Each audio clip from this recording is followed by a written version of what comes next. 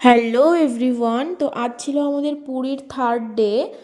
আমরা এখন প্রত্যেকে রেডি হয়ে বেরিয়ে পড়েছি জগন্নাথ মন্দিরের উদ্দেশ্যে। আর আজকে ছিল বুধবার পূর্ণিমা, তো সেই কারণে আমাদের আজকে পুজো দেওয়ার কথা ছিল।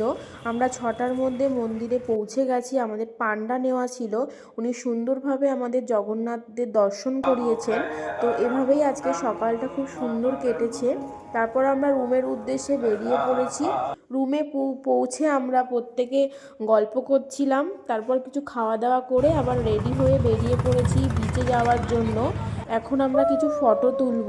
ফটো তোলার পর আমরা আবার রুমে গিয়ে চেঞ্জ করে এসেছিলাম, কারণ এখন করবো স্নান, কারণ কালকেই আমরা বেরিয়ে যাব।